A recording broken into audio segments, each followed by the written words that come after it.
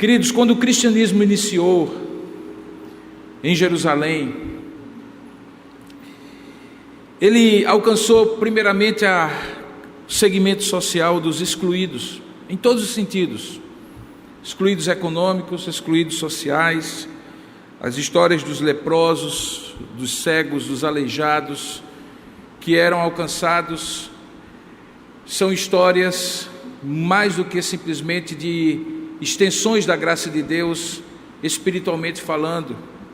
Eles também eram, porque estavam nessa condição de limitação física, de deficiência física, ou eventualmente de uma situação espiritual, como era o caso das possessões demoníacas, excluídos do convívio social e, consequentemente, por não poderem viver em sociedade, também estavam excluídos da capacidade de produzir o seu próprio sustento. Então muitos precisavam de esmolas, precisavam da ajuda da comunidade, das pessoas. Jesus também alcançou nessa segmentação social que naquela época, muito mais do que hoje, era bastante estratificada, bastante rígida, algumas categorias de pessoas que também eram vistas de maneira inferior. É típico daquela época e mesmo da religião judaica a diferença de tratamento, por exemplo, entre homens e mulheres, e grande parte dos seguidores de Jesus, os primeiros alcançados, apesar de serem homens que se tornaram discípulos e depois apóstolos, como Pedro, João, Tiago, também acompanhava Jesus uma grande quantidade de mulheres que serviam aos apóstolos e aos discípulos de Jesus da maneira como podiam, e normalmente estava relacionado às atividades domésticas. Você tem o episódio, por exemplo, da ressurreição de Lázaro, e é apresentado a Marta e Maria, que também já eram conhecidas dos leitores dos evangelhos, por serem pessoas que hospedavam Jesus juntamente com seu irmão. E você lembra da história sobre Marta, particularmente, onde Marta é repreendida porque estava para cima e para baixo, e Maria, enquanto isso, se aquietava aos pés de Jesus, significando que a sua irmã Marta era aquela que, de maneira muito diligente, como é característica das mulheres que tomam conta de suas casas, cuidavam de todos os detalhes para que aquele encontro espiritual pudesse acontecer. Você vai encontrar Jesus alcançando homens como Levi, também chamado Mateus, o autor do primeiro evangelho, que apesar de ter uma condição econômica, era visto de maneira muito preconceituosa pelos seus irmãos judeus, porque se dedicava a uma tarefa que era terrível do ponto de vista da imagem social que ele projetava, porque como coletor de impostos, ele na verdade era uma pessoa que extorquia, visto que no sistema tributário de colônias do Império Romano, o Império estabelecia o mínimo minimorum que deveria recolher tipo 10%, 15%, sei lá, e deixava a critério do coletor de impostos o que ele colocaria acima disso, de modo que os coletores de impostos eram vistos como pessoas que colocavam valores percentuais exorbitantes sobre as pessoas, de modo que recolhiam às vezes o mínimo para Roma e acabavam ficando ricos. Eram ricos economicamente falando, socialmente muito vistos de maneira negativa. E Jesus vai juntando essa multidão de gente excluída do ponto de vista religioso, do ponto de vista econômico, do ponto de vista social, do ponto de vista, enfim, de todos os pontos de vista. E a impressão que se dá quando você começa a ler o Evangelho é que Jesus pegou quem ninguém gostaria de ter ao lado.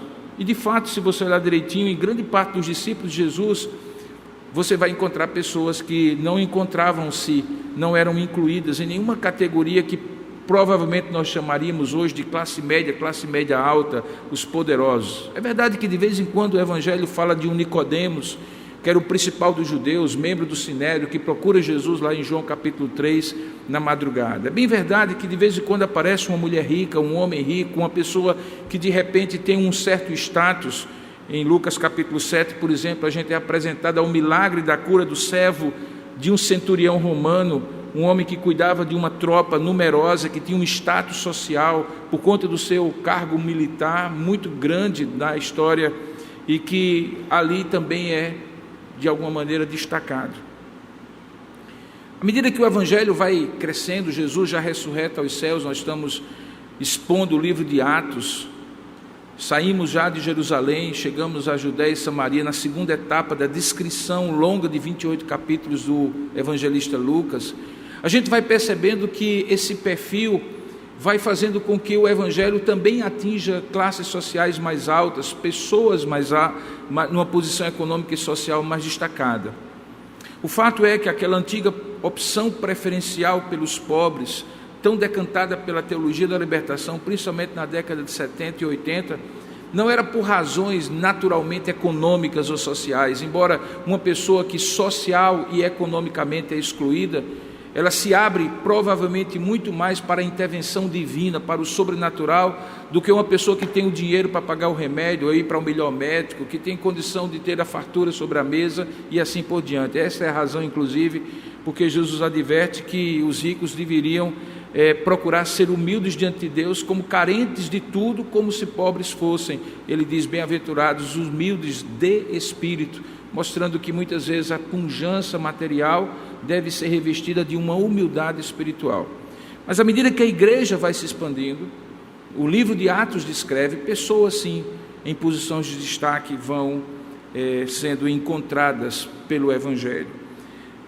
Nesse 5º episódio da 2ª temporada da série Edificarei a Minha Igreja, que é a temporada da igreja em Judéia e Samaria, nós vamos ver Jesus cumprindo pela ação do seu Espírito, conduzindo os apóstolos ao início da transição para a 3ª etapa do esboço do livro de Atos. Lembre que Atos 1, verso 8, diz que eles receberiam poder, como de fato receberam no capítulo 2, no dia de Pentecostes, do Espírito Santo, quando o Espírito Santo descesse sobre eles, como de fato desceu, e eles seriam testemunhas, tanto em Jerusalém, como em toda a Judéia, Samaria e até os confins da terra.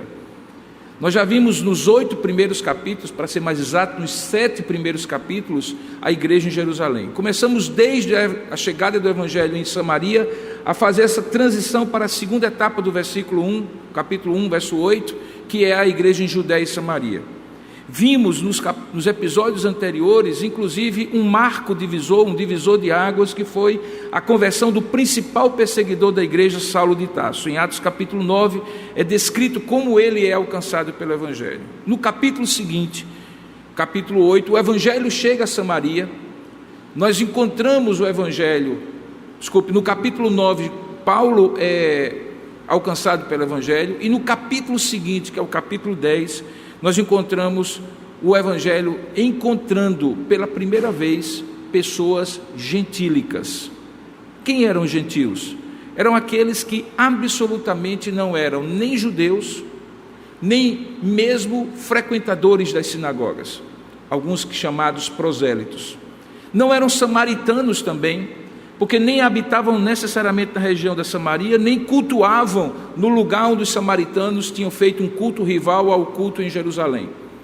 Gentios eram todos aqueles considerados pelos judeus pagãos, que adoravam outros deuses, ou simplesmente não adoravam a ninguém, que tinham uma visão secularizada da vida, se era possível isso no século I, em que Deus eventualmente não era a pessoa mais importante, o centro da existência deles. Eles iam para trabalhar como qualquer outra pessoa, para produzir como qualquer outra pessoa, para ter uma boa vida, e Deus definitivamente não era algo importante para eles. Esses gentios eram vistos pelos judeus como excluídos do pacto da aliança que Deus havia feito com Abraão. E, portanto, para muitos judeus cheios de orgulho e de autossuficiência, eles eram inalcançáveis pelo Evangelho. É costume encontrar-se no Evangelho, nos 4 Evangelhos, referências a judeus, de judeus referentes a gentios, de uma maneira muito pejorativa. Por exemplo, aquela mulher Ciro-fenícia, quando procura Jesus, sendo gentílica, a região da Síria e da Fenícia eram regiões gentílicas, Jesus profere para elas, para testar a fé daquela mulher, uma referência de um ditado popular que chamava os gentios de cachorrinhos. Lembra que ela pede para ter a sua filha curada, e Jesus diz que ele foi enviado às ovelhas perdidas da casa de Israel, e aquela mulher diz assim: eu sei, Senhor, mas mesmo na casa, os donos da casa, os filhos dos donos da casa, deixa cair uma comidinha da mesa para que os cachorrinhos, como vocês nos chamam, era isso que ela estava querendo dizer, possam comer. Tal era o preconceito dos judeus com os gentios, que eles achavam que os gentios estavam debaixo do juízo de Deus e não seriam alcançados. Algo contrário ao que a palavra de Deus diz quando chama Abraão, Isaque e Jacó e diz assim: sê tu uma bênção. Todos aqueles que te abençoarem serão abençoados, todos aqueles que te amaldiçoarem serão amaldiçoados, mas sê tu uma bênção. Deus chamou o povo da aliança para ser bênção para todas as nações. O tempo havia passado e eles tinham se ensimesmado, e a igreja recém-criada, recém-organizada, recém-publicamente percebida pela sociedade, trazia consigo um certo ranço da sua origem judaica, que achava que, eventualmente, os gentios não estavam debaixo do alcance da graça de Deus. Nessa transição da igreja em Jerusalém, passando para a igreja da Judéia e Samaria e chegando até os confins da terra, nos confins da terra estavam os gentios.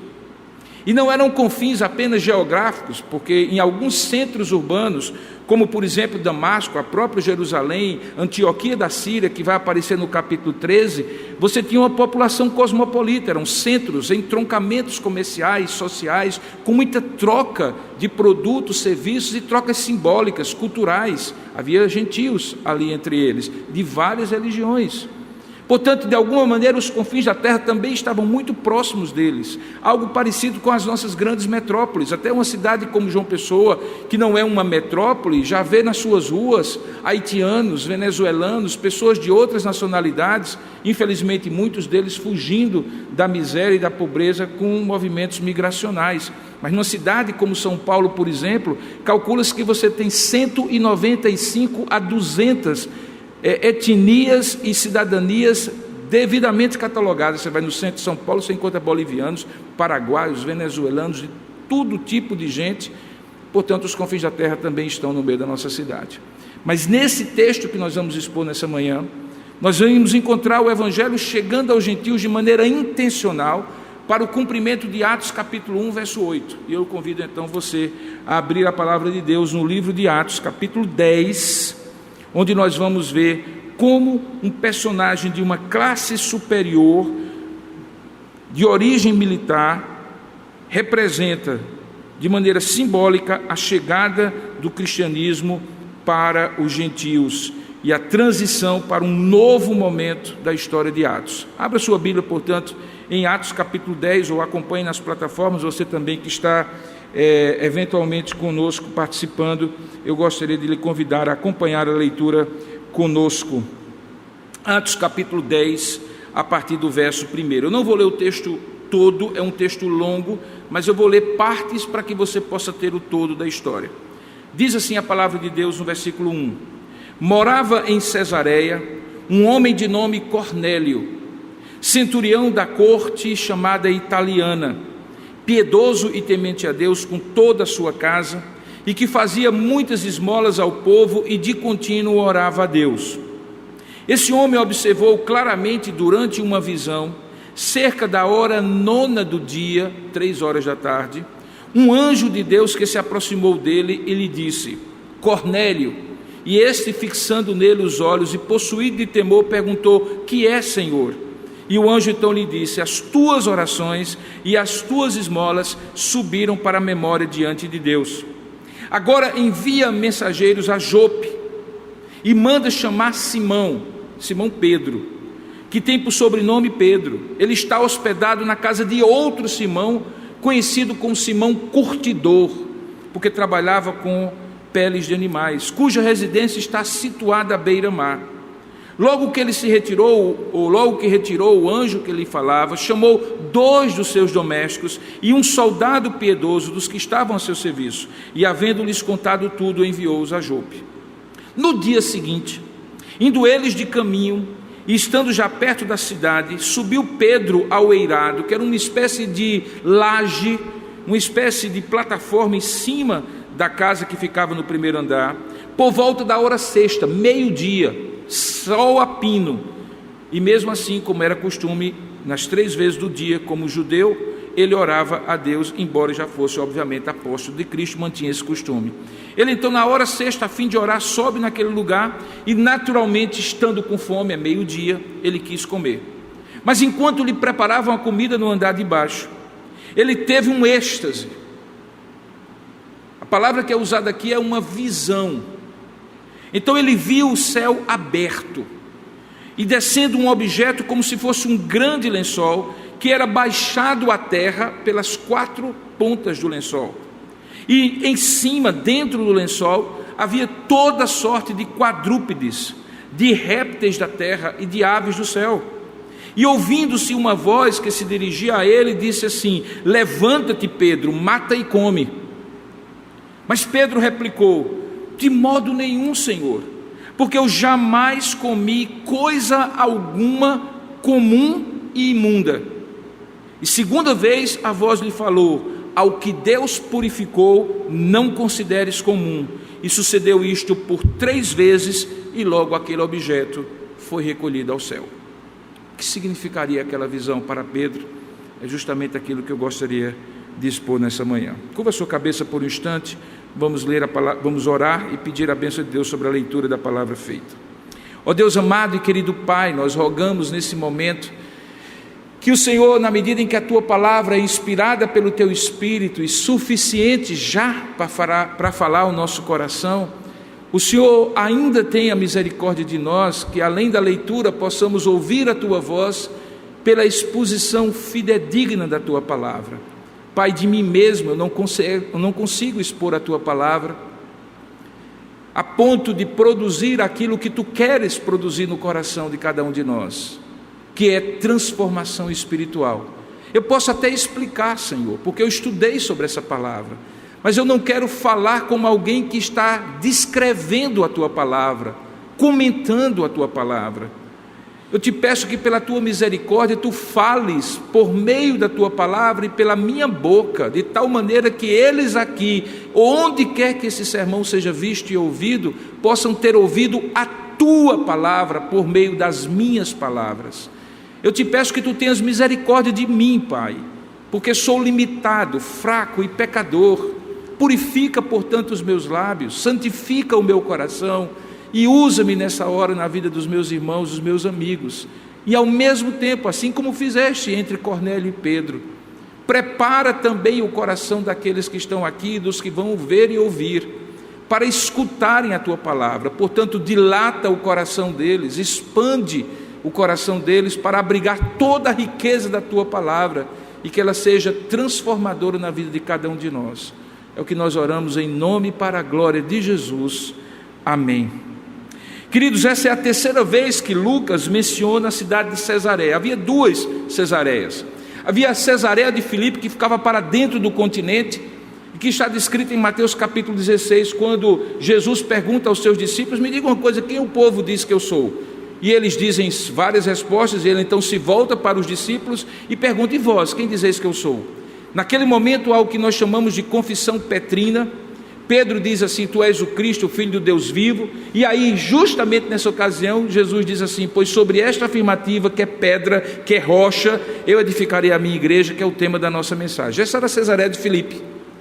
Tinha esse nome em homenagem a Filipe, do ponto de vista grego, aqueles que haviam antecedido os romanos, que obviamente também homenagearam, colocando o nome de César, por isso que tinha o nome Cesareia. A outra Cesareia é chamada Cesareia Marítima, fica na costa mesmo.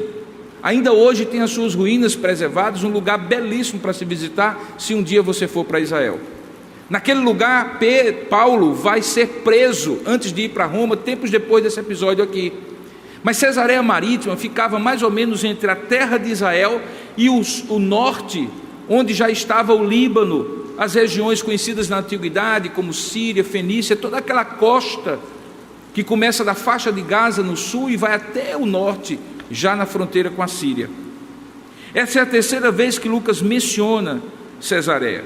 Você lembra que no capítulo 8, capítulo anterior a esse, no versículo 40, é lá que ele, depois de ter pregado o evangelho, enquanto viajava na direção norte, vindo de Azoto, Deus o levou a pregar o evangelho para aquele homem que era eunuco da rainha Candace da Etiópia. Como eu mencionei, Cesareia vai ser citada depois na prisão de Paulo, quando ele é levado no navio para Tarsis e dali também para Roma. Cesareia era conhecida naquela época como a Torre do Estrato. César Augusto havia dado a Herodes o Grande no ano 30 a.C., e Herodes, querendo agradar a César Augusto, César da ocasião, deu à sua cidade o nome. Ela reconstruiu, ou foi reconstruída por ele, para fazer parte de uma espécie de vitrine do Oriente. No período de 12 anos, do ano 22 ao ano 10 a.C., Herodes ali construiu, e tem ruínas, você pode visitar ainda hoje, um teatro, um anfiteatro, prédios públicos, uma pista de corridas enorme, um palácio, um aqueduto que é belíssimo e preservado, e um magnífico porto que inclusive hoje ainda é usado. Junto com todo aquele investimento estatal do Império Romano, a cidade floresceu, a cultura era grega, Roma era a maior influência, trazia uma população mista para aquela cidade portuária, e ali estava um dos principais governadores romanos naquela terra que era uma colônia. A sua residência e sede ficava em Cesareia, porque obviamente todos nós que somos pessoenses sabemos que é melhor morar à beira-mar do que em qualquer outro lugar. E o governador romano tinha aquele lugar ali como lugar preferido. O governador romano, estando ali, tinha uma guarnição sob a sua autoridade, e os historiadores calculam que havia naquela cidade pelo menos 3.000 soldados romanos, e parte desses 3.000 soldados era dividido em cortes, que eram agrupamentos menores, e que eram postos sobre eles aquilo que nós chamamos de centuriões. O nome centurião vem de centúria, que é o nome 100. Então é possível deduzir que esse homem comandava uma tropa de 100 soldados. Um centurião romano, para chegar a esse posto, já havia passado por vários postos militares. Poucos minutos antes de começar o culto, eu recebi a notícia triste para nós, que um dos nossos casais, uma das nossas famílias recém-recebidas aqui na igreja, por ser militar, vai ser transferido para Campo Grande. E ele disse para mim: eu vou sair de costa, pastor, com a certeza de que eu quero voltar para João Pessoa, porque morar aqui é bom demais. O centurião, quando chegava a esse ponto de, muitas vezes, ir para o lugar da fronteira, para o lugar mais inóspito, ele amealhava um soldo maior, como ainda hoje é natural que aqueles que aceitam missões mais inglórias recebam um soldo maior. Possivelmente esse homem era um homem que tinha posses. Você vê na descrição que ele manda 2 empregados dele e um soldado. O soldado era da tropa, mas o empregado era ele que pagava do bolso, fazia parte do staff dele, que ele obviamente tinha condição de pagar. Ele fazia parte daquela chamada corte italiana, o regimento italiano. O nome Cornélio era um nome comum. Você vai encontrar um outro Cornélio em Lucas capítulo 7, como eu mencionei, quando o filho dele, ou o servo dele, melhor dizendo, é curado.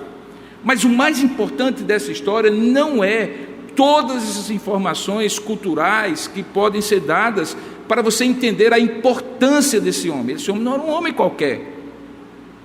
Ele acaba sendo um símbolo de 2 coisas que vão acontecer a partir de agora. Primeiro, que o evangelho começa a chegar a gentios, mesmo a gentios que começam a ter interesse pelo judaísmo, como era o caso dele, mas não chega a qualquer gentio.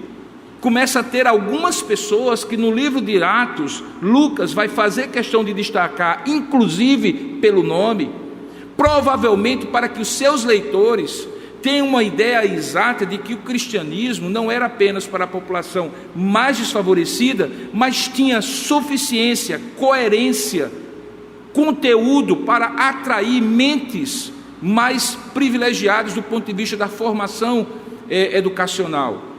Militares, juízes, pessoas que eventualmente tinham a condição de influenciar a sociedade. Lucas está fazendo isso para demonstrar que o cristianismo, e eu vou usar uma expressão que obviamente é uma expressão absolutamente pejorativa, mas para que você possa compreender, não era uma religião da ralé, porque essa era a grande questão que Roma jogou sobre os cristãos como estigma, que o cristianismo não deveria ser levado em conta, porque diferente dos epicureus, dos estoicos, das religiões de mistério, que alcançavam as classes que tinham condição de formar opinião intelectualmente mais vantajosas ou avantajadas, o cristianismo era apenas para aqueles que, ignorantes, não compreendiam a fé. A fé mais sofisticada dos filósofos, a fé mais sofisticada do panteão romano, da mitologia grega, da mitologia romana. Ainda hoje, apesar de que mudou muito nesses 34 anos que eu sou pastor, eu me lembro que quando eu comecei o ministério, para você encontrar alguém na igreja, por exemplo, que tivesse um mestrado, você contava os dedos. Hoje você encontra jovens que saem da graduação, se tornam doutores antes dos 30 anos de idade, pessoas de várias classes sociais que, por exemplo, estão aqui ou estão nos acompanhando. Mas ainda hoje, e especialmente nesse momento do país, Cristãos têm sido associados com pessoas fundamentalistas, obscurancistas, pessoas que não têm raciocínio, que não têm sofisticação de pensamento, que são intolerantes, que não pensam, terraplanistas e assim por diante. Infelizmente, muitos daqueles que se identificam como cristãos e que têm representado o cristianismo acabam comprovando esse preconceito mesmo, porque assim o são mesmo. Mas nós sabemos que o cristianismo não é para ignorantes, embora seja para qualquer pessoa que com simplicidade, mesmo não tendo formação acadêmica nenhuma, tenha uma disposição de buscar a Deus. Não é uma questão, portanto, intelectual, mas certamente é uma questão que precisa que você tenha um conhecimento, daí porque os cristãos protestantes em particular são conhecidos na história como aqueles que alfabetizam as pessoas primeiro, onde quer que chegam, para que elas possam ler a Bíblia. Quando as crianças foram, por exemplo, recebidas como membros não comungantes da igreja de Tambaú, uma das perguntas que o ministro faz é a promessa que os pais devem fazer de educar aquela criança, ensiná-la a ler e ler com ela a Escritura Sagrada para que ela possa professar a sua fé no futuro. Por quê? Porque nós cremos na capacidade do processo de educação, de formação do conhecimento das pessoas, conduzir à verdadeira religião, à verdadeira salvação. Cornélio é contado, portanto, por Lucas aqui, o seu episódio, para demonstrar que o cristianismo não era uma religião apenas dos excluídos, mas também das pessoas que nas camadas mais altas começavam a questionar sobre a sua fé.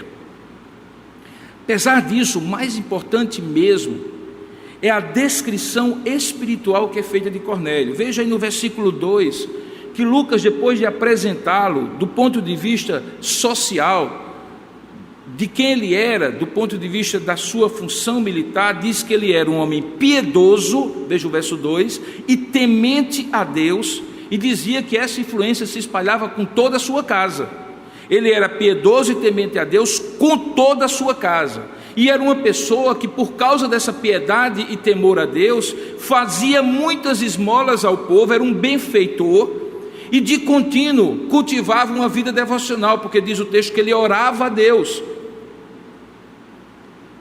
Mais importante, porém, do que todas essas elucubrações e comentários de ordem social, política, econômica, é o foco que Lucas dá sobre esse homem, descrevendo, portanto, como um homem que, mesmo sendo gentil, era uma pessoa interessada nas coisas de Deus, a ponto de ser descrito como um homem piedoso e temente, não apenas e do ponto de vista intelectual, porque ele na prática vivia como se cristão fosse, como se um bom judeu fosse, como se um homem temente de Deus ele fosse, e de fato ele era. Essa descrição de Cornélio, segundo Simon Kistemaker, um dos principais comentaristas do Novo Testamento, demonstrava que ele tinha uma fé genuína no Deus de Israel, tinha conhecimento verdadeiro de seus preceitos e aguardava a vinda do Messias. Kistemaker completa, ele diz assim: sem as virtudes que Lucas menciona, Cornélio não poderia ter se tornado um crente, porque faltava a ele aquele temor e aquela reverência básica, ou faltaria a ele aquele temor e aquela reverência básica, que faz com que o homem se abra para a possibilidade de Deus fazer-se conhecido para ele. Em suma, Kistemaker conclui: ele, Cornélio, estava pronto para ouvir o Evangelho e aceitar Jesus Cristo como Senhor e Salvador dele. Quando eu me converti na década de 80, era comum as pessoas chamarem outras que nunca foram crentes, que nunca professaram a sua fé, mas de vez em quando apareciam na igreja, principalmente nas 3 festas do ano, ou nos 3 momentos mais importantes da vida, quando alguém era batizado, quando alguém se casava e quando alguém morria, de amigos do Evangelho. Os que são crentes há mais tempo lembram dessa expressão. Amigos do Evangelho era o que Cornélio era, só que ao invés de ser amigo do Evangelho, era amigo do judaísmo, que era a religião que até então ele conhecia. Ele não era, mas era. Possivelmente, se ele precisasse de alguma instrução, ele procurava o principal da sinagoga da sua cidade, mas ele não era, porque ele não tinha sido circuncidado, que era o vínculo com a religião judaica, assim como o batismo é o vínculo com o cristianismo, e não ritualizava igual aqueles no templo de Jerusalém, que precisavam ir pelo menos 3 vezes ao ano, na festa de Pentecostes, na festa de tabernáculo e na Páscoa, para adorar no templo e fazer os seus sacrifícios. No entanto, diz o texto, que ele era um homem que, sendo piedoso e temente a Deus com toda a sua casa, que fazia muitas esmolas, não era brincadeira, talvez ele fizesse até muitas esmolas do que os crentes da sua cidade, e de contínuo orava a Deus, e talvez ele orava mais a Deus do que os crentes da sua cidade, esse homem tem uma visão. Hora nona, 3 horas da tarde, diz o verso 3, ele está orando, possivelmente na sua casa ali em Cesareia, no seu palácio militar, ali onde ele estava na guarnição, e se aproxima dele um anjo, e o anjo diz a ele, chamando-o pelo nome. E eu destaco primeiramente esse aspecto: todas as vezes que Deus se revela a alguém, e se revela chamando pelo nome, cria-se uma tradição na Escritura Sagrada, que Deus vai dar para aquela pessoa uma revelação específica, uma descoberta de um propósito específico que Deus tem somente para ela. Daí porque você lembra no capítulo anterior, que quando Saulo estava indo para Damasco, o que aconteceu? Deus o chama por Saulo. Saulo, Saulo, por que me persegues? Aqui é Cornélio. Cornélio! Imagine o medo. Ele fixando os olhos naquele anjo e possuído de temor, é forte, veja o verso 4, ele perguntou: o que é, Senhor? Eu chamo a sua atenção para a diferença de Saulo e Cornélio. Lembra de Saulo? Quando Deus diz assim: Saulo, Saulo, por que me persegues? Saulo pergunta: quem és tu, Senhor? Aqui Cornélio: que é, Senhor? Parece que de alguma maneira Cornélio entendeu, talvez até pela sua vivência militar, que manda quem pode e obedece quem tem juízo. Ele foi logo dizendo: o que é que tem que fazer, Senhor? O que é então? Qual é a ordem?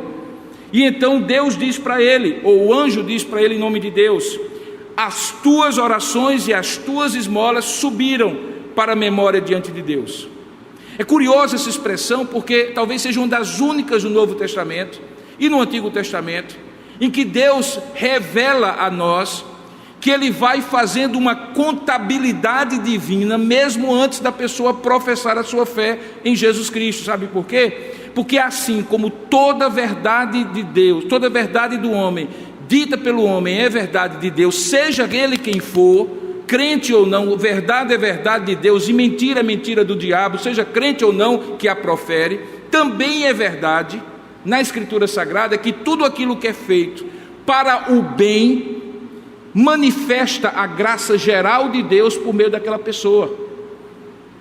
Se aquilo vai ser para a salvação dela ou não, é uma outra questão, mas Deus não joga fora aquilo que é feito para o bem do próximo.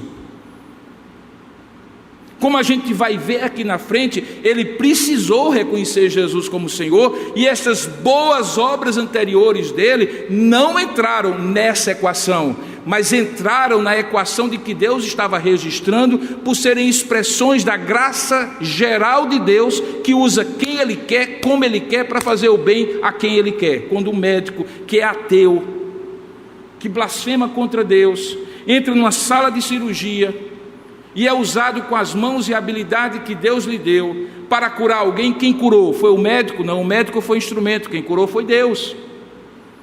Quando o pesquisador, um cientista, vai para dentro do laboratório, seja ele crente, budista, animista, agnóstico, ou quem quer que seja, e dotado da inteligência que Deus deu a ele, da capacidade que Deus deu para ele, ele pesquisa uma medicação, essa medicação é produzida e produz cura para muitas pessoas. Quem cura? Deus. Aquele homem é apenas um instrumento. Essa é a nossa teologia, que faz com que a graça geral de Deus seja a maneira como Deus usa, mesmo aqueles que não são reconhecedores de serem filhos de Deus.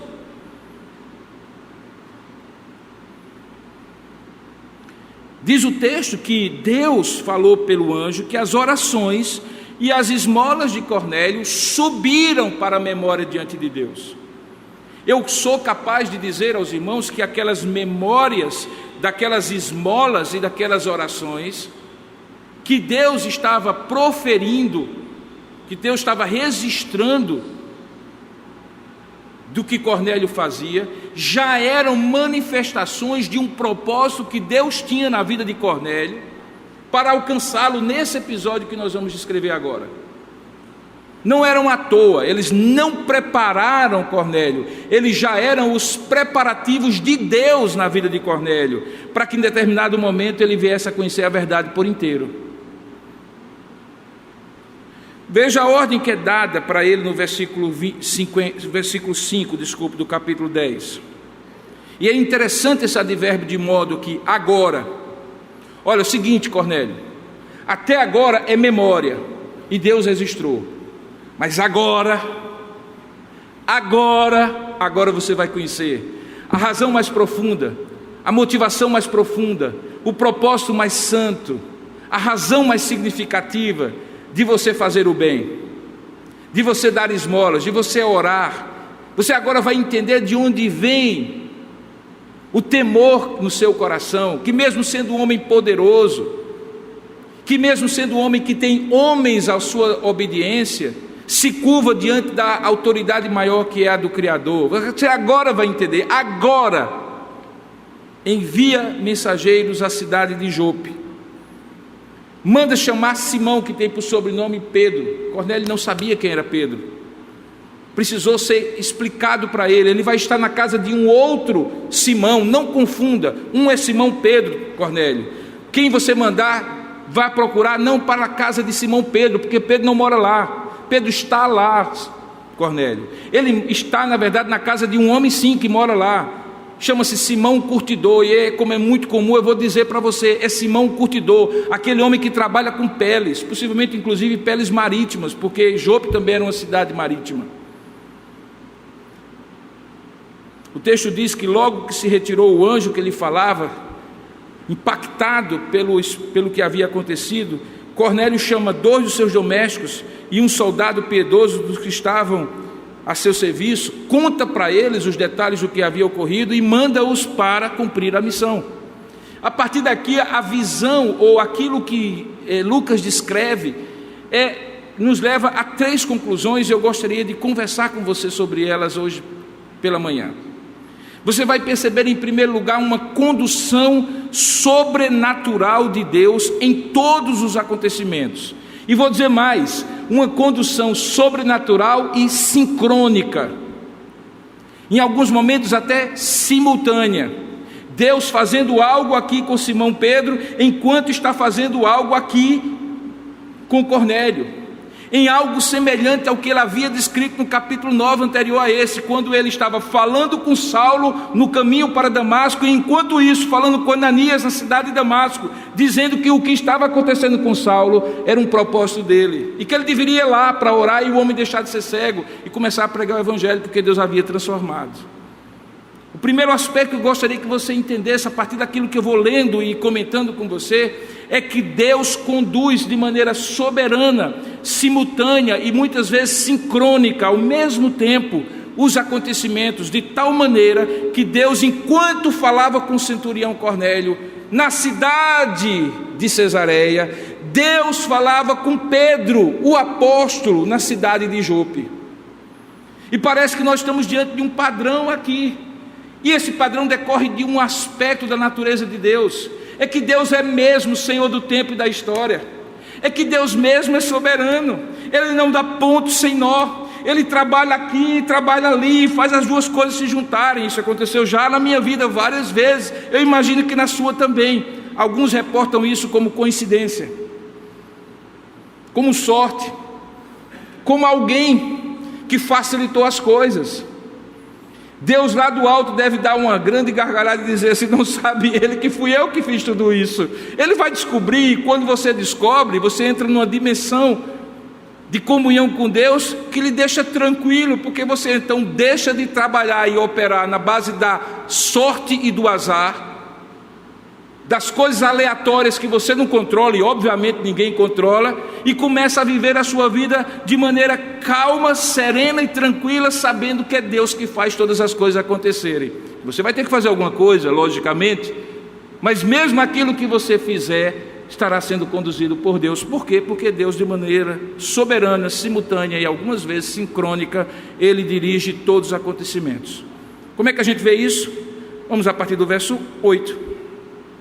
No dia seguinte, que eu não li ainda, indo eles quem? Aqueles 2 empregados e o soldado, de caminho, e estando já perto da cidade, subiu Pedro ao eirado por volta da hora 6, meio-dia, a fim de orar. Estando com fome, ele quis comer, tudo muito natural, e enquanto lhe preparava a comida, sobreveio um êxtase, e o êxtase era o sobrenatural. Veja o sobrenatural e o natural caminhando juntos. O que é que ele viu no êxtase? Uma coisa absurdamente inaceitável para um judeu. Se você for para as páginas do Antigo Testamento, principalmente no livro de Êxodo e de Levítico, você vai encontrar uma lista de práticas que são consideradas práticas imundas. Imundas em que sentido? Porque são sujas, não necessariamente, mas principalmente imundas porque impossibilitam aquela pessoa de adorar a Deus. Por exemplo, se você tocasse num cadáver, mesmo de um parente seu, o que era aceitável da sua parte, afinal de contas, quando a gente se despede de uma pessoa que a gente ama, é difícil não tocar naquele corpo que a gente tantas vezes abraçou, beijou e cheirou, tudo bem, mas você tinha que passar 7 dias sem entrar no templo. As mulheres, se estivessem no seu ciclo menstrual, por conta da possibilidade que com os seus fluidos contaminassem outras pessoas, também tinham que ficar 7 dias fora de entrar no templo ou no tabernáculo. Após as relações sexuais, ou os homens que tivessem com poluição noturna, também não podiam entrar no templo, por um período de tempo. Mas havia uma categoria especial, que era o tipo de comida que eles podiam comer, e que eram impuras ou puras. Muitas delas eram impuras porque Deus, antes da medicina descobrir, sabia que alguns daqueles alimentos eram cheios de toxinas, daqueles alimentos, ou de substâncias que poderiam alterar as taxas hormonais nossas, inclusive as taxas importantes para nós. O nosso querido, famoso, gostoso e delicioso camarão, a chamada baratinha do mar. Minha esposa nunca gosta quando eu lembro a ela que é uma baratinha, e é uma baratinha porque come aquilo que se estraga dos outros animais no fundo do mar, aquele camarão gostoso, alho e óleo que você come.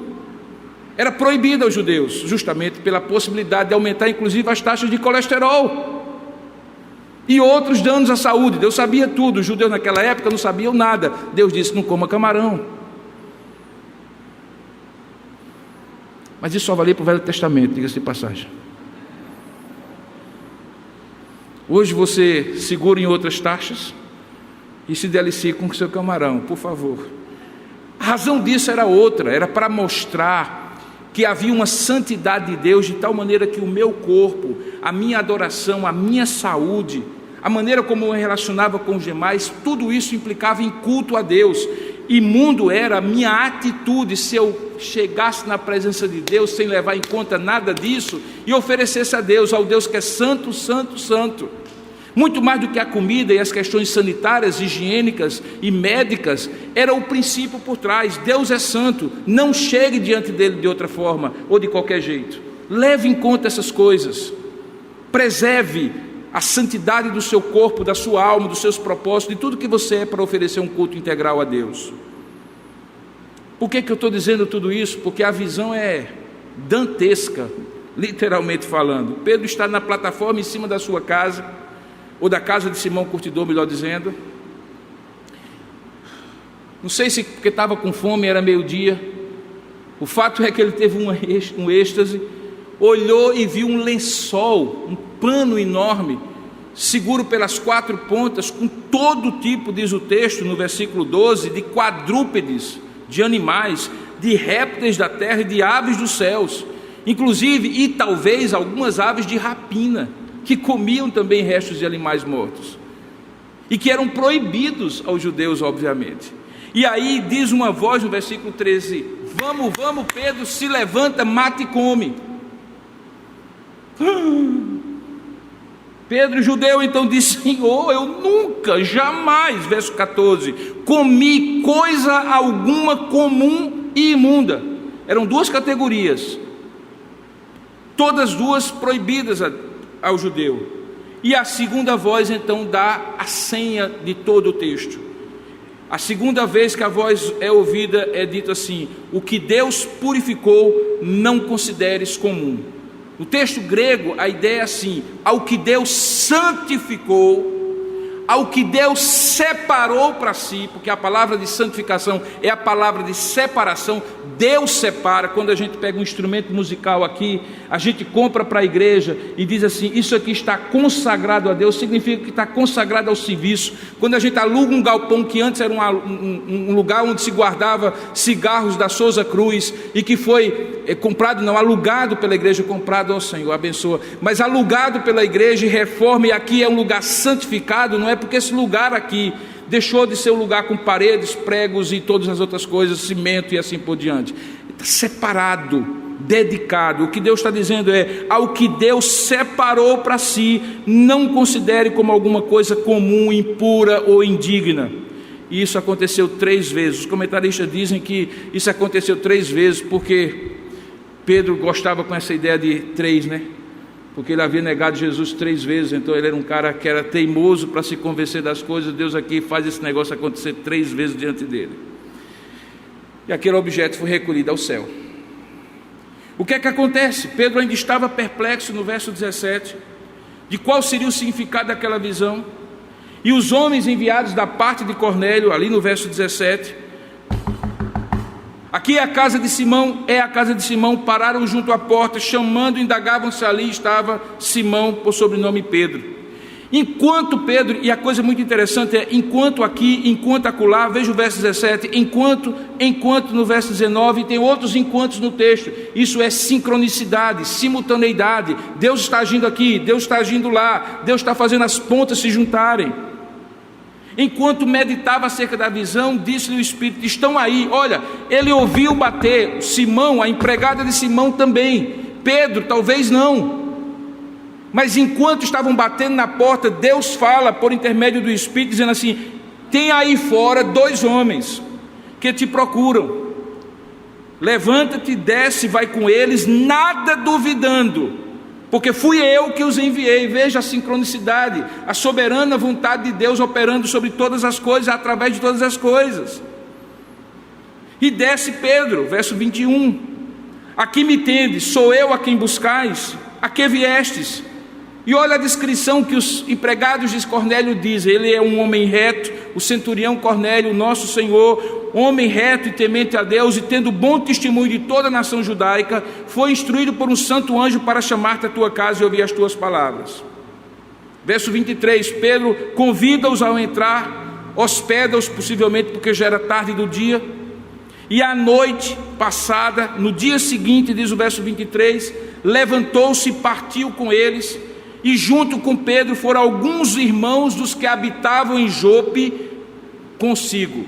Esse detalhe é importante porque na ideia do judaísmo, você, diante daquilo que era inesperado, era importante levar 2 ou 3 testemunhas, porque sabe-se lá o que vai fazer, o que vai acontecer, vai ter gente comigo para dizer o que houve, o que eu falei, o que eu não falei, o que aconteceu, o que não aconteceu, porque depois alguém pode duvidar se eu estiver sozinho. No dia imediato, nós estamos falando aí já de uma sequência de 3 dias, ele entrou em Cesareia. Cornélio estava esperando por eles, tendo reunido seus parentes e amigos íntimos. A essa altura, irmão, já não era Pedro e Cornélio. Pedro tinha levado um bocado de gente do lado de cá, Cornélio tinha juntado um bocado de gente do lado de lá. Já havia uma pequena congregação de gente que iria ver um grande espetáculo da fé acontecendo ali. Pedro entra, sai Cornélio ao encontro, e olhe o que acontece. Ele prostra-se diante de Pedro e o adorou. Há 2 ou 3 episódios parecidos com ele, em que apóstolos são reverenciados como se fossem Deus, e em todos eles, Pedro, que supostamente seria o primeiro papa, não aceita que ninguém se dobre diante dele, beije o seu anel e o adore como se fosse Deus. Porque o texto seguinte diz que Pedro se levantou, verso 26, e disse: ergue-te, porque eu também sou homem. E falando com ele, encontrou muitos reunidos na sua casa ao entrar na casa, e a quem se dirigiu estabelecendo o inusitado daquela ocasião, porque ele começa sua fala dizendo assim: vós bem sabeis que é proibido, e era, porque ao entrar na casa de um gentio ele ficaria 7 dias impedido de entrar no templo ou na sinagoga. Vós bem sabeis que é proibido a um judeu ajuntar-se ou mesmo aproximar-se a alguém de outra raça. Mas olha a conclusão que Pedro já tinha chegado: mas Deus me demonstrou, e ele estava se referindo àquele lençol que desce e sobe 3 vezes, que a nenhum homem Ele entendeu que aqueles animais representavam homens,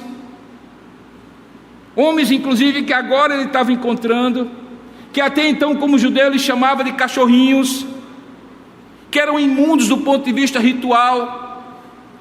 Diz o texto que a ninguém, o Senhor me mostrou, que a nenhum homem considerasse comum, ou imundo, e por isso, uma vez chamado, vim sem vacilar. Até aqui eu entendi, Cornélio. Agora me explique, por que razão me mandastes chamar? Veja, Pedro já tinha entendido a parte dele. Agora ele precisava que Cornélio dissesse o entendimento de Cornélio acerca da parte que ele não conhecia e que tinha acontecido só com o centurião. Respondeu-lhe Cornélio: olha, faz hoje 4 dias. E aí ele conta toda a história, e aí eu não vou ficar repetindo a mesma história, mas no verso 33 ele diz assim: portanto, tendo contado tudo isso, sem demora, mandei chamar-te e fizeste bem em vir. E olha o que é que Cornélio diz: agora, pois, estamos todos aqui na presença de Deus. Que consciência é essa, irmãos, de um homem que não era judeu? Na versão latina de São Jerônimo, aqui ele diz assim: aqui estamos nós, corandel, de onde vem a expressão diante da face de Deus, que todos nós e todos os seres vivos e tudo aquilo que Deus criou de fato vivem diante da face de Deus. Agora, pois, estamos todos aqui, corandel, prontos, disponíveis, desejosos, abertos, para ouvir tudo o que te foi ordenado da parte do Senhor. Deus pega um judeu, apóstolo, e por ser judeu e apóstolo, vivendo um grande conflito, provavelmente porque a sua religião original dizia que ele não deveria estar ali, mas Deus havia dito para ele que ele deveria estar ali.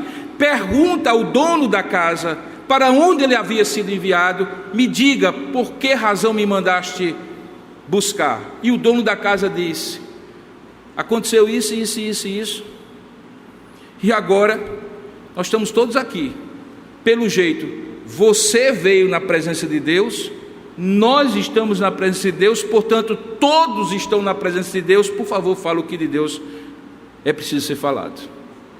Eu não sei você, mas para quem gosta de pregar um negócio desse, para quem gosta de evangelizar um negócio desse, é maravilhoso. Um público cativo e desejoso de ouvir, que reconhece que está na presença de Deus e que quer ouvir a voz de Deus. Como é o nome disso, irmãos? Igreja. Igual aqui. E é possível que aqui tenha Cornélios.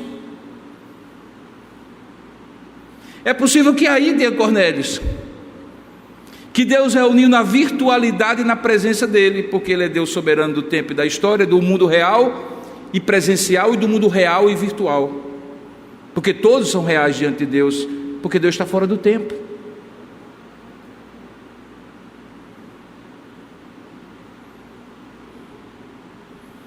Como é que você começa o sermão nessa situação? Como é que você começa o sermão assim? É a grande pergunta.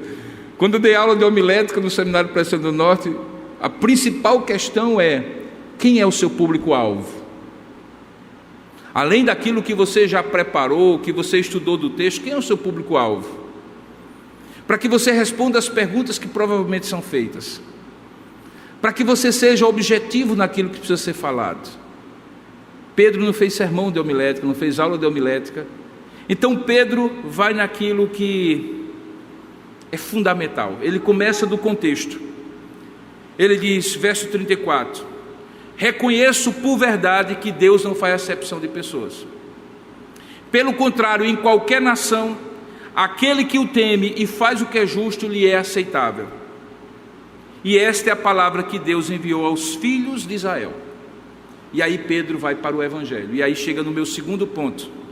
Esse texto nos ensina que, seja qual for o inusitado de uma situação, as circunstâncias que você estiver, a postura de Pedro, que já era portador da mensagem de Deus e não o próprio Deus, como ele deixou claro quando não aceitou a adoração, é que o Evangelho precisa ser centrado, ou melhor, que a sua palavra precisa ser centrada no Evangelho de Jesus Cristo, seja para quem for e em qual circunstância for. Por onde é que você vai começar? Se você vai por aqui, se você vai por lá, se você parte da pergunta da pessoa, se você faz isso ou faz aquilo, mas no centro da mensagem tem que vir o Evangelho. E Pedro faz isso. Veja, ele começa com a conclusão que lhe havia sido trazida por Deus. Ele diz assim: eu reconheço que em todos os lugares e de todas as formas, Deus não faz acepção de pessoas, pelo que elas são, pelo dinheiro que elas têm, pela raça que elas pertencem, pela condição econômica ou financeira que elas possuem, pela cor da pele ou por qualquer outro critério. Deus não tem um grupinho de amigos, Ele não faz acepção de pessoas. Pelo contrário, seja quem for essa pessoa, se a pessoa o temer e fizer o que lhe é justo diante da sua lei, aquilo lhe é aceitável. Talvez não seja suficiente, e por isso eu vou dizer mais, dizia Pedro. A palavra que Deus enviou aos filhos de Israel é que o Evangelho da paz, por meio de Jesus Cristo, precisa ser anunciado. Veja aí o verso 36. Este Jesus é o Senhor de todos. E o que é que Pedro vai fazer agora? Contar a história de Jesus Cristo. Porque o Evangelho é a história de Jesus Cristo. Quem Ele é, o que Ele ensinou e o que Ele faz.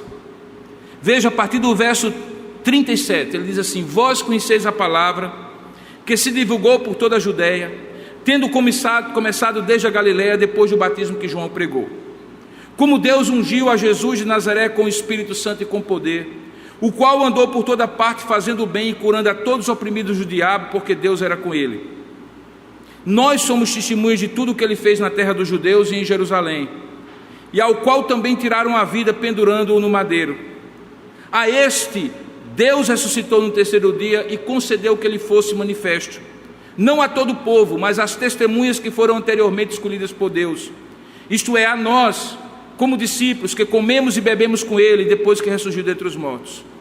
E eu estou aqui, Cornélio, porque ele nos mandou, verso 42, pregar ao povo e testificar que é ele quem foi constituído por Deus, juiz de vivos e de mortos. Dele, todos os profetas dão testemunho de que por meio do seu nome, todo aquele que nele crê, recebe remissão de pecados. O que é que Pedro estava pregando? Aquilo que nós chamamos de querigma. Ele pregou isso em Atos capítulo 2.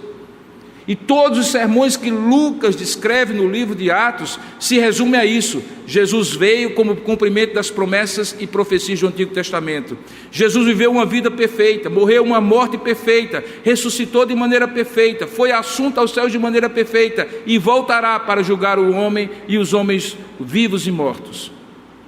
Nele está a remissão dos pecados, e fora dele não há salvação. O que foi que Pedro fez? Pregou a um homem que era muito bom, da mesma maneira como ele pregaria a um homem que fosse muito ruim, porque ninguém é salvo porque é muito bom, ninguém é salvo porque é muito ruim, porque todos pecaram e carecem da glória de Deus. Se alguém é muito bom, é porque a graça de Deus está sendo eficaz nele para ele ser minimamente aquilo que todo ser humano foi criado para ser. Quando alguém é muito ruim, é porque essa pessoa resiste à graça natural de Deus em geral e não consegue ser nem o mínimo que um ser humano pode ser.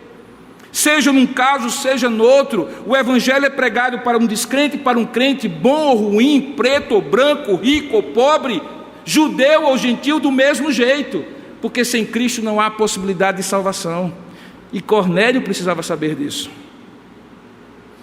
O que é que acontece ali é a terceira parte da minha mensagem.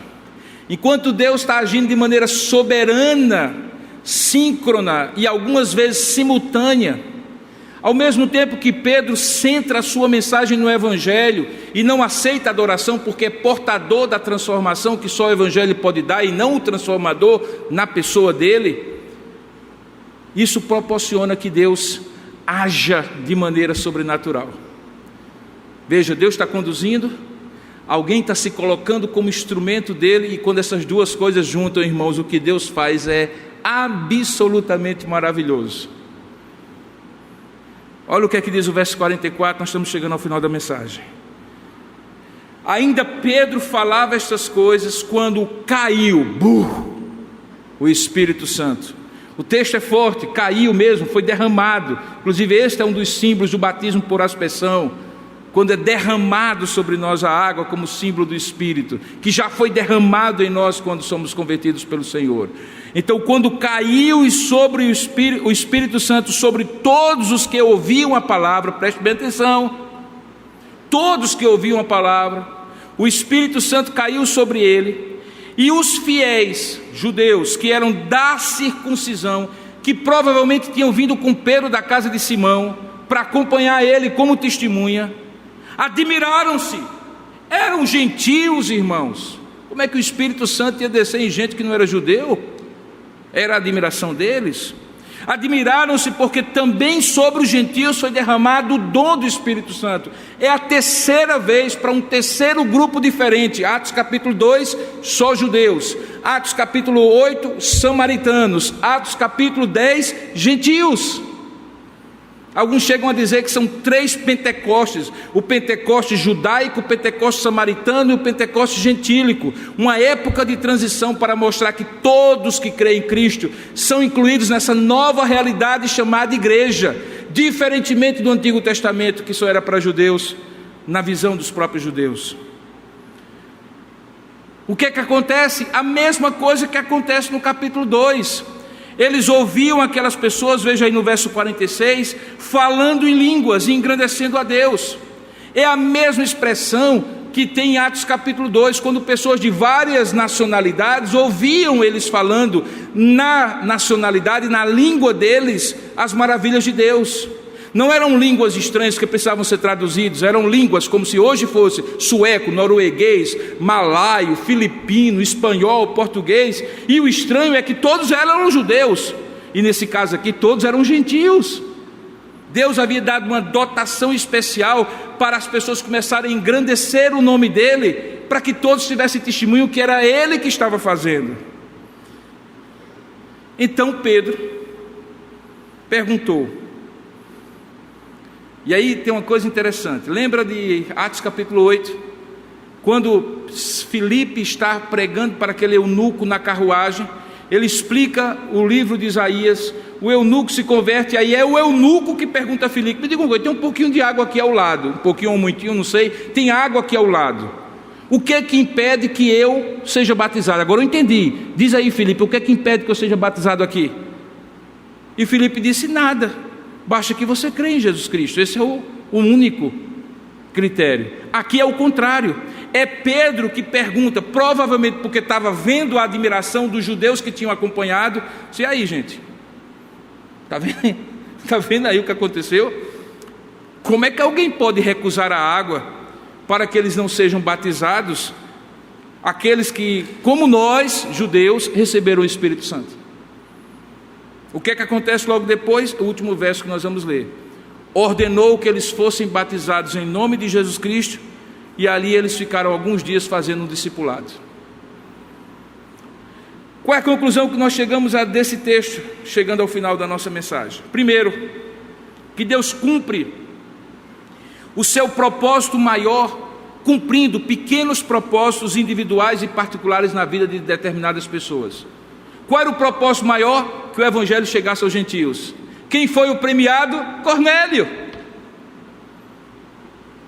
Qual era um propósito que Deus tinha na vida da minha família? Que eles conhecessem o evangelho.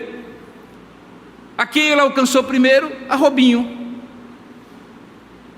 E quando algumas vezes eu questionava com o meu pastor naquela época: mas pastor, é tão difícil dar testemunho quando eu sou o único crente.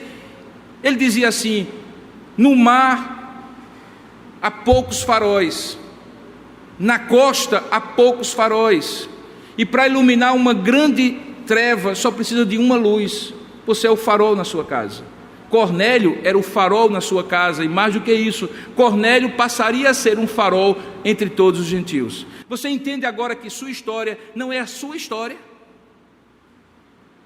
Que as coisas simultâneas, síncronas, coincidentes, mas debaixo da soberania de Deus que acontecem na sua vida, não tem a ver apenas com você, tem a ver com um propósito maior, que talvez envolva a sua família, a sua comunidade, e dentro daquele propósito maravilhoso e eterno do Deus que tem um tabuleiro do xadrez chamado vida, e que mexe um peão aqui, um bispo acolá, um cavalo como eu, assim, ali, acolá, e de repente muda tudo. Deus pode estar mexendo você como um pequeno peão para fazer uma grande mudança no tabuleiro da vida e da história, e você nem sabe. Mas é porque Deus faz essas coisas, porque a condução soberana e simultânea dos acontecimentos demonstra que Deus cumpre o seu propósito maior, cumprindo os propósitos particulares na vida de cada um de nós. Não se sinta o tal, Deus faz isso com muita gente, na verdade Ele faz isso com todos. Mas não se sinta pensando que tem a ver só com você, não tem. Deus quer abençoar você e ser parte desse xadrez, desse tabuleiro da vida. E isso é maravilhoso, sabe por quê? Porque Deus cumpre o seu propósito. Nada acontece por acaso. Nada acontece por acaso. Deus está conduzindo você.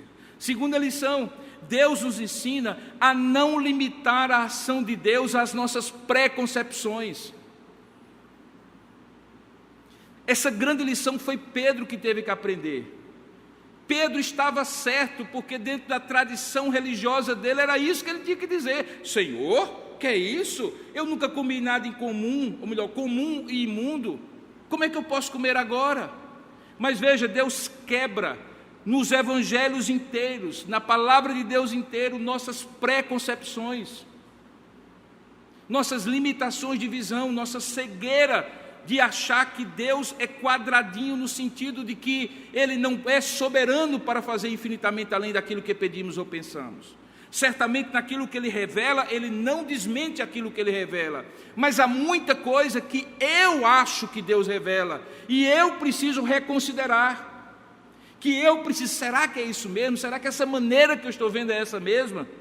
Será que a maneira como eu vivi a vida toda é isso mesmo? Ou Deus revela algo diferente da sua palavra para que eu aprenda a jogar fora o que é secundário, a embalagem, o lixo, e ficar só com o tesouro? Eu preciso entender que na revelação progressiva de Deus, Pedro estava certo até aquele ponto em que ele havia sido criado. Mas Deus estava trazendo uma nova aliança da qual ele era inclusive parte. E para isso ele precisava olhar para além dos muros do judaísmo. Eu já tive algumas experiências de cair do cavalo, irmãos. De coisas que eu olhei e disse assim: não, acho que isso aqui não é de Deus. E era de Deus. Era diferente do que eu achava, mas era de Deus. E eu tive que refazer os meus conceitos, abrir mão das minhas preconcepções, não naquilo que era central ao Evangelho, mas naqueles plugins, naquelas coisas que foram adicionados da minha cultura, da minha concepção religiosa, mas que não era do Evangelho. Pedro então entendeu que não devemos nos limitar à ação de Deus às nossas preconcepções. E finalmente Deus nos ensina que seja qual for a história de vida de um indivíduo, ou de um grupo de pessoas, ou de uma família, ou de alguém, ou de um grupo, ou de uma sociedade, o Evangelho é primordial, indispensável, central para alguém ter um relacionamento real e verdadeiro com Jesus Cristo, para que essa pessoa entre de maneira visível e invisível na comunidade dos que creem, que é o povo de Deus. Não há como você dar um verniz religioso e a pessoa mudar de lado, como se isso fosse uma mudança de lado. Deixo de torcer pelo Vasco, passa a torcer pelo Flamengo, ou vice-versa. Não, é mais do que isso. Não tem a ver com camisa, tem a ver com coração. E isso só quem muda é o Evangelho. E por isso que Pedro, diante daquela oportunidade, o setup que Deus tinha feito, perfeito, de uma igreja que já estava pronta e que precisava ouvir o Evangelho, ele prega o Evangelho. Se tem alguma coisa que a gente não pode deixar de falar, é do Evangelho. Se você tiver que falar do Evangelho ou da Igreja Presbiteriana de Tambaú, esqueça a Igreja Presbiteriana de Tambaú. Se você tiver 5 minutos descendo de um elevador, ao invés de você convidar para a Igreja Presbiteriana de Tambaú, convide a pessoa para ter um encontro com Jesus Cristo. Ao invés de você falar como é maravilhosa essa igreja, eu acho ela maravilhosa, está ficando cada vez mais maravilhosa, porque graças a Deus o povo está começando a voltar, a gente está começando a ter de novo culto, que coisa maravilhosa, fale como maravilhoso é o Evangelho. Ao invés de falar como pastor A, pastor B ou pastor C prega ou não prega, é bom ou não é bom, fale de Jesus, que o pastor é apenas portador, como Pedro foi apenas portador diante de Cornélio. É o Evangelho que transforma. Ao invés de dizer assim, sou contra Lula e a favor de Bolsonaro, sou contra Bolsonaro e a favor de Lula, diga assim, sou a favor de Jesus, que tanto Bolsonaro como Lula precisam para se converter, ambos precisam. É porque a gente está perdendo a oportunidade de falar do Evangelho, que a gente está se tornando um povo que acultura as pessoas, ensina papagaio velho novas linguagens, mas o sujeito não deixa de ser papagaio. Que as pessoas entram na igreja, ao invés de dizer, eita, diz alguma outra mais evangélica, que ao invés de dizer Ave Maria, diz misericórdia, mas a ideia é a mesma. Que ao invés de ter costumes anteriores, passa a ter costumes posteriores, mas o coração continua isento do Evangelho. Pedro centrou no Evangelho. Nós precisamos centrar no Evangelho, mesmo que tenhamos que quebrar preconceitos e paradigmas como ele teve que pregar. Eu prometi a mim mesmo que pregaria menos de 1 hora, já são 59 minutos e 3 segundos, e eu quero parar agora. Queridos, no próximo domingo, se Deus quiser, nós iremos dar sequência. Hoje à noite, 17 e 19 horas, nós estaremos aqui para cultuar a Deus. E eu gostaria de terminar concluindo dizendo o seguinte: imagine só o privilégio que você vai ter, seja 17, seja 19, de vir para adorar a Deus, à luz daquilo que você ouviu hoje pela manhã. Seja você um Cornélio, seja você um Pedro. Tem um detalhe nesse texto que eu poderia fazer um outro sermão sobre ele, que é o seguinte: veja que tudo isso aconteceu, não aconteceu sem a presença de pessoas testemunhando. Existe um caráter comunitário à fé, que nunca poderá ser substituído pela sua devoção particular a Deus, da mesma maneira que sua devoção particular a Deus não é substituída pela sua devoção comunitária. Se cada dia você dobra os seus joelhos, ora a Deus, comunga com Deus em oração pela palavra, amém. Se no dia do Senhor, quando Deus convoca o seu povo, povo da sua aliança, para estar na presença de outros irmãos, para adorar ao único Deus verdadeiro, faça com a mesma devoção como Pedro levou testemunhas consigo, e Cornélio juntou toda a sua casa e seus amigos mais íntimos, porque o que é bom para você é muito melhor quando você compartilha com muitas pessoas. Então hoje, ao invés de você cair na tentação de dizer assim, já vim pela manhã, ou já assisti o culto pela manhã, esteja aqui às 17h19 e aproveite, porque é possível que Deus faça coisas maravilhosas, assim como fez nessa história que nós acabamos de descrever. Porque tudo que Deus faz no tabuleiro dele com uma pessoa afeta muitos, afeta uma comunidade, e essa comunidade se chama igreja. Que Deus o abençoe. Vamos orar pedindo a bênção do Senhor sobre isso. Vamos colocar de pé, queridos. Você descansa um pouquinho. Senhor, nosso Deus e nosso Pai, aplica a Tua palavra ao nosso coração conforme a Tua vontade. Fala conosco de maneira soberana e poderosa, completando aquilo que na minha limitação não foi possível transmitir.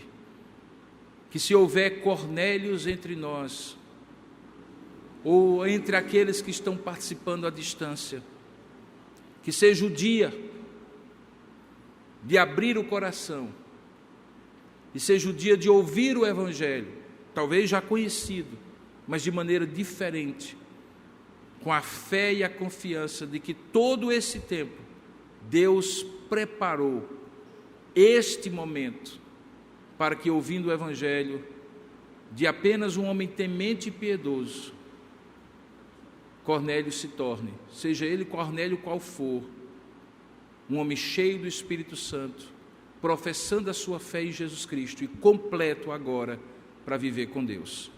Nós oramos assim, pedindo a tua bênção sobre todos nós, em nome de Jesus. Amém, Senhor.